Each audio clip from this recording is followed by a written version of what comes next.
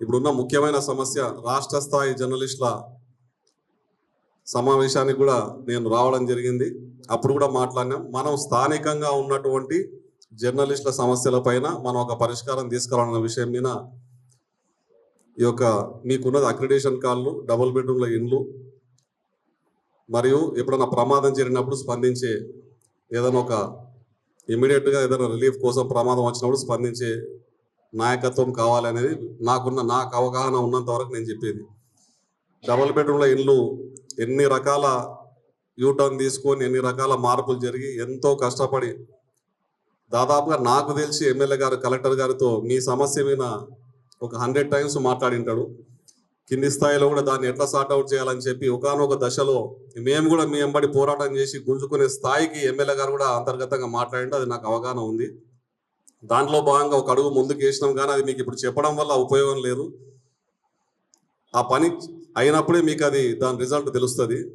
కాబట్టి ఇప్పుడు చెప్పడం భావ్యం కాదు, కానీ అతి త్వరలోనే ఎమ్మెల్యే గారి ద్వారా ఇప్పుడు వచ్చిన కొత్త కలెక్టర్ గారి ద్వారా మీకు ఆ గుడ్ న్యూస్ అందుతుందని అయితే మనస్ఫూర్తిగా నేను ఆశిస్తా ఉన్నాను. దాన్ని 80-90% వరకు దాన్ని ఎట్లా తీసుకుపోవాలని దాని మీద ఒక క్లారిటీ, ఒక ఫైనల్ లిస్టు, ఒక సెటప్ అన్ని కూడా రెడీగా ఉన్నాయి. దాని మీద రాజముద్ర పడేది, కలెక్టర్ గారు ముద్ర పడేది ఉంది. అది ఎమ్మెల్యే గారు ఇప్పుడు కొత్త కలెక్టర్ గారితో ఖచ్చితంగా చర్చ చేసి అది త్వరలోనే క్లియర్ చేస్తారు. అక్రిడేషన్ల కార్డుల విషయంలో కూడా ఖచ్చితంగా మాట్లాడి ఆ విషయం మీద కూడా ఎమ్మెల్యే గారు మీకు చెప్తారు.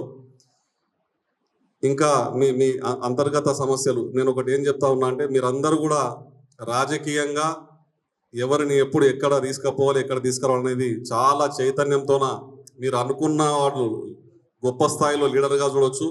మీరు అనుకున్న వాడిని మీ కలం, మీ ఆగ్రహం, మీ వ్యక్తిగత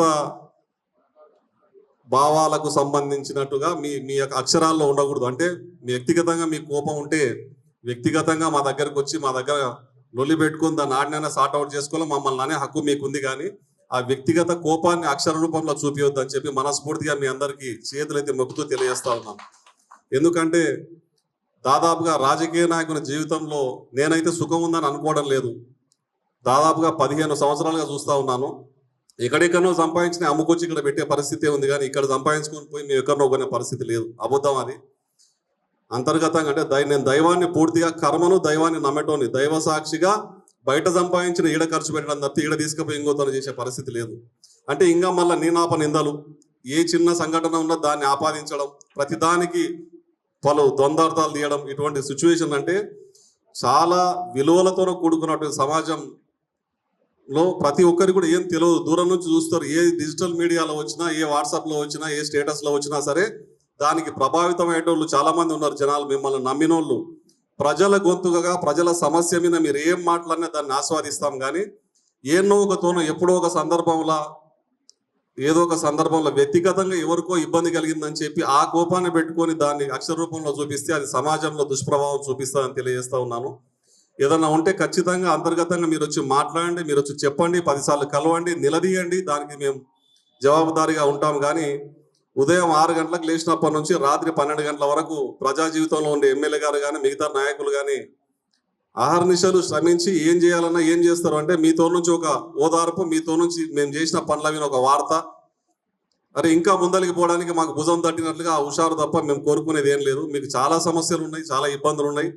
దానిలన్నింటినీ కూడా త్వరలోనే మీకు కూడా నేను కూడా మీ తోడుగా, మీ ఫ్యామిలీ మెంబర్గా మిమ్మల్ని మీతో పాటుగా నేను కూడా మీ సమస్యలపైన ఎమ్మెల్యే గారికి ఎప్పటికప్పుడు చెప్పుకుంటా వస్తూనే ఉన్నా. ప్రత్యేకంగా ఎమ్మెల్యే గారు చెప్పినప్పుడు నేను కూడా ఆర్డీఓ గారి దగ్గర కూర్చొని చాలా విషయాల మీద క్లారిటీ తెచ్చుకొని ఒక ఫైనల్ లిస్ట్, ఒక 10 times ఫైనల్ లిస్ట్ తయారు చేసి ఉంటాం. మేము చేసి గతంలో పట్టాలు వచ్చిన వాళ్ళందరికీ కూడా ఎట్లా చేయాలి, కొత్తగా ప్రియారిటీ లిస్టులో ఎంతమందిని యాడ్ చేయాలి, మిగతా వాళ్ళని ఎట్లా ముందరికి తీసుకుపోవాలి, లేని వాళ్ళకు దాదాపుగా 250 మందికి అక్రిడేషన్ కార్డులు ఉన్నాయంటే అందరినీ అంచలంచలుగా ఈ 2-3 ఏళ్లలో ఎట్లా మనం అకామిడేట్ చేసుకోవాలనే దాని మీద ఆలోచన ఎమ్మెల్యే గారికి ఉంది. దానికి అనుగుణంగా మేము పనిచేస్తున్నాం. కాబట్టి కొద్దిగా ఓపిక సంయమనంతోన, అంటే ఎక్కువ దూరం ఎక్కువ టైం కూడా లేదు, దశల వారీగా ఒక్కొక్కటిగా అవుతుంది.